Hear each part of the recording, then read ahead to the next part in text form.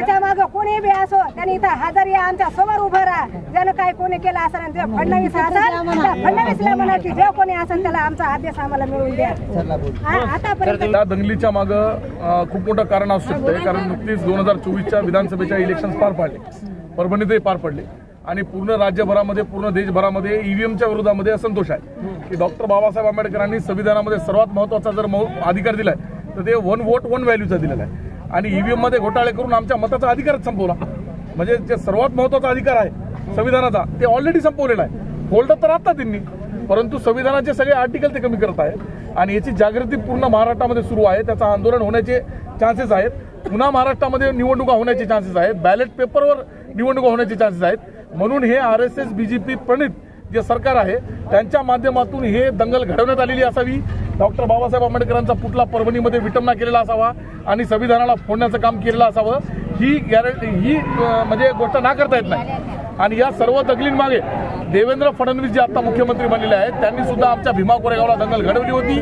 त्याचे पूर्ण पुरावे सगळ्या समाजापुढे किंवा कोर्टामध्ये पण सिद्ध झालेले आहेत आणि यावेळेस सुद्धा 20 दिवस भीमा कोरेगावच्या विजय दिवसला आहेत आणि ही महाराष्ट्रामध्ये दंगल परभणीच्या माध्यमातून घडवण्यात आली असा आमचा स्पष्ट आरोप या महाराष्ट्र सरकारवर देवेंद्र फडणवीस यांच्यावर आहे.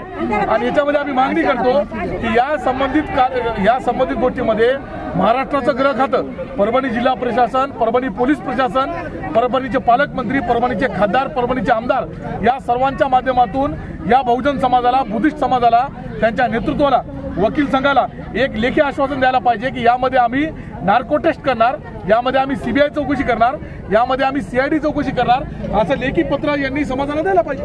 असे दंगली ह्या जाणून बुजूनच महाराष्ट्रामध्ये केल्या जाणार असतात. जे बांगलादेशमध्ये सध्या अराजकतेचं वातावरण निर्माण झालेलं आहे किंवा केलेलं आहे त्याचे एव्हिडन्स ते भारतामध्ये दाखवून भारतामध्ये दंगली पेटवण्याच्या मनस्थितीमध्ये हे RSS आहे असं दिसत आहे. आणि काल पूर्ण महाराष्ट्रामध्ये त्यांनी RSS BJPच्या माध्यमातून सकल हिंदू समाजाचे मोर्चे काढले आणि त्याच दिवशी महाराष्ट्रामध्ये किंवा परभणीमध्ये बाबासाहेबांच्या या पुतळ्याची विटंबना होणं किंवा संविधानाला फोडणं हे काही साधारण काम नाही. हे सगळं बाय प्लांट केलेला कार्यक्रम आहे आणि हे याच्यात 100% RSS असू शकतंय हे आपल्याला ना करता येत नाही.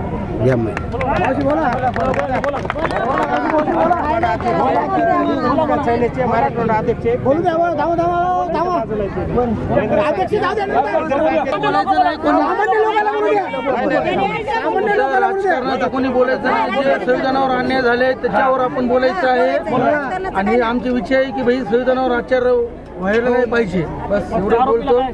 आरोपीला फाशी व्हायला पाहिजे.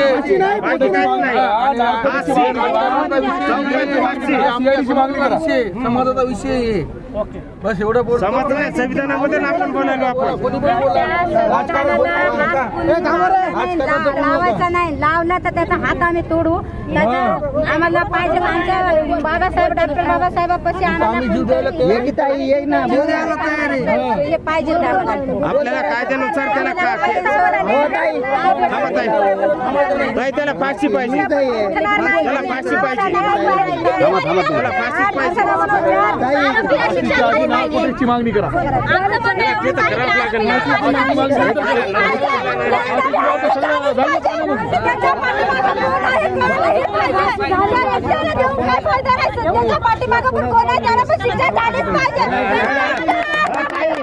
चौकशी लावा म्हणा.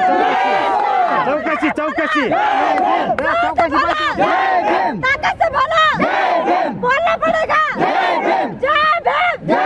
तर बघू शकता तुम्ही माझ्या मागे पोलीस थांबलेली आहे कारण पोलीस इथल्या लोकांना शांत बसण्याचं आश्वासन करत आहेत.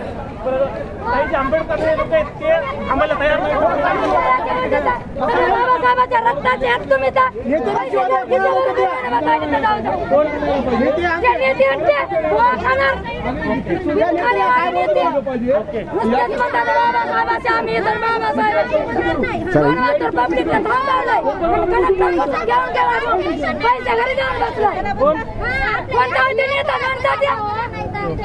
आमच्या डॉक्टर बाबासाहेब आंबेडकरांच्या संविधानाला हात लावून त्याच्या हात कलम करायचे आमची जनतेत ताकद आहे आणि हे आमच्या हवाली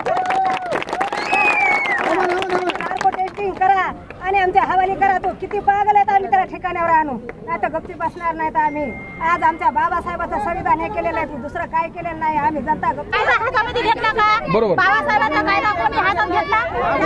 आम्ही एवढे बाबासाहेबांचा कायदा तुम्ही हात लावला तुम्ही संविधानाला. आम्ही थोडंच म्हणलं एवढे पब्लिक रोडवर आहे ना, तर तुम्ही त्याच्यात निर्णय तुम्ही घ्या ना. तुमचं नाही का संविधान? तुमच्या लेकरा बाळाचे जे पोलीस आहे सगळे लोक आहेत, पब्लिक लोक त्यांना अपील करा, तुम्ही अपील करा, आवाहन करा, आवाहन करा, येतात ते आवाहन करा.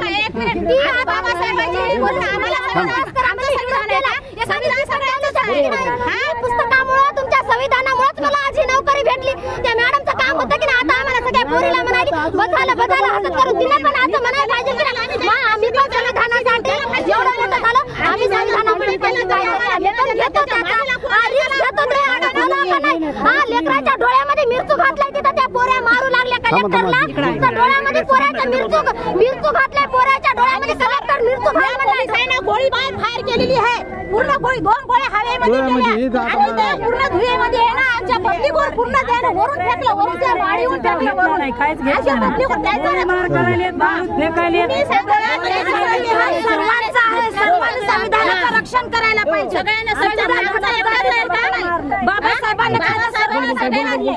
बोल ना. आरोपीला फाशी झाली पाहिजे, त्याच्या सगळ्या घराला झाली पाहिजे, त्याच्यात घरादाराला झाली पाहिजे.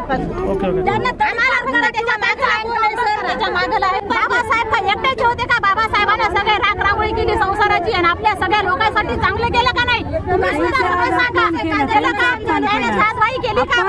महाराष्ट्र तुम्ही बघू शकता. आपण आता परभणी जिल्ह्यात आहे. काल डॉक्टर बाबासाहेब आंबेडकर समोर जे त्यांचं पुस्तक होतं, त्या पुस्तक आरोपीला काही फाशी नाही, आम्ही म्हणत नाही त्याला लगेच फाशी द्या. आमचं म्हणणं एवढं आहे की आरोपीशी चौकशी करा तुम्ही, की आरोपीला हे सांगण्यात कोणी सांगितलेलं आहे, कोणी सुपारी दिली, कोणी सांगितलं की तू भारतीय संविधानाचं पुस्तक तिथं जाऊन तोड. आरोपीला जर आता तुम्ही फाशी दिली तर आम्हाला काय भेटणार? ते उद्या जे मेन माणूस सुपारी देणार आहे ते उद्या बाबासाहेबाचा पुतळा येऊन तिथे तोडू शकतोय, माहित आहे? आम्हाला आरोपीला आता फाशी नाही पाहिजे. आम्हाला आमचं एवढं सहकार्य करा की आरोपीला चौकशी करा पोलीसवाल्यांनी, की तुला सुपारी कोणी दिली, तुला कोणी सांगितलं. त्याला सगळे समोरचे कॅमेरे चेक करा की त्याला आणून कोणी सोडलं, कोणी खाली उतरलं, त्याला कोणी सांगितलं. ऑल इंडिया हे परभणीमध्ये चौकट कॅमेरे आहेत, सगळे कॅमेरे चेक करून सगळं बघा, माहिती आहे? आणि आम्हाला फक्त एवढं सहकार्य करा आमच्यावर की समोरचा माणूस आम्हाला भेटला पाहिजे.